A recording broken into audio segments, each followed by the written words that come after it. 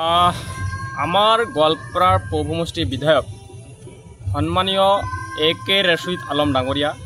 যি নিজকে সদায় গুণ্ডা আৰু ৰজা বুলি দহাই ফুৰে তেওঁ নিজকে ৰজা বুলি যি আচলতে সৰ্বত্ৰে প্ৰকাশ কৰি কৈছে কথাখিনি কিন্তু আজি আমাৰ গোৱালপাৰা পৌভমষ্টিৰ বিশেষকৈ হাছিলা গাঁৱত আজি 800তকৈ অধিক ভূমি বা গৃহ উচ্ছেদ কৰা হ'ল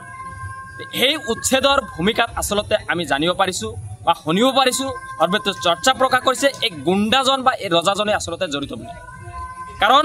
মুখ্যমন্ত্ৰী ডাঙৰীয়াই নিজে কৈছে যে তেখেতৰ কাৰণে আচলতে এই AK ৰছিদ আলম বলা যিজন বিধায়ক আছে এই গুণ্ডাজন আছে এই গুণ্ডাজনৰ কাৰণে আচলতে এই উচ্ছেদবিলাক কৰা হৈছে আক্ৰমণমূলকভাৱে এনেকুৱা ধৰণৰ কাৰবাৰবিলাক চলিছে মুখ্যমন্ত্ৰী ডাঙৰীয়া আপুনিও এই যি উচ্ছেদ কাৰ্য চলালে তাৰ কাৰণে আপোনাক ধিক্কাৰ জনাইছোঁ আৰু গৰিহণা জনাইছোঁ আৰু অতি নিন্দাজনক আপুনি অতি সোনকালে সেই মানুহখিনিক সংস্থাপন দিয়ক আপুনি ইতিমধ্যে সংস্থাপন দিব বিচাৰিছে কিন্তু কেৱল মাত্ৰ সংস্থাপনেই নহয়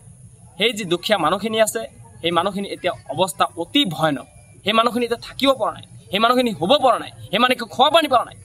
আপুনি অতি অনপত্তি বলনে সেই মানুহখিনিৰ যি সাংবিধানিক অধিকাৰ যি দেশৰ নাগৰিক সেই নাগৰিক হিচাপত তেখেতক সংস্থাপন বা তেখেতসকলৰ মানে খাদ্যৰ অধিকাৰ যি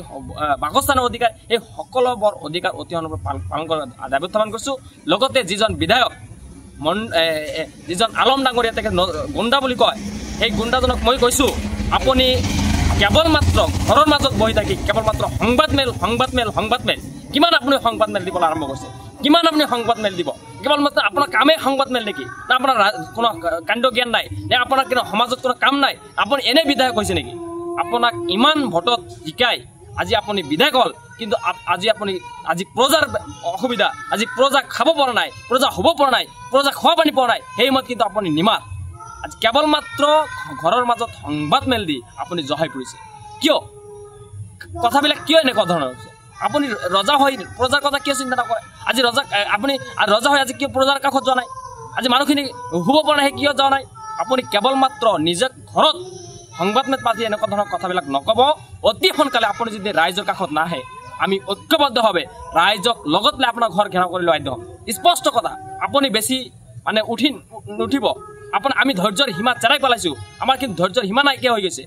আপোনাৰ উন্নতি বলে মই আপোনাক অনুৰোধ জনাইছোঁ আপোনাক বিনম্ৰভাৱে অনুৰোধ কৰিছোঁ আপুনি যদি সঁচাকৈ গোৱালপাৰা পৌভমষ্টিৰ এজন বিধায়ক হয় সঁচাকৈ নিজকে ৰজা বুলি যে লম্বালি মাৰিছে সঁচাকৈ নিজকে যে গুণ্ডা মাৰিছে আপুনি গুণ্ডা সেইটো পৰিচয় দিয়ক কামৰ হাতত কামৰ পৰিচয় দিয়ক কিয় আপুনি এনেকুৱা ধৰণৰ কাৰবাৰবিলাক কৰি আছে উন্নতি বলমে আপুনি ৰাইজৰ কাষত যাওক অন্যথা কিন্তু আমি স্পষ্টভাৱে কৈছোঁ ছাত্ৰ মুক্তি সংগ্ৰামীতে আপোনাৰ ঘৰ ঘেৰাও কৰিবলৈ বাধ্য হ'ব স্পষ্ট কথা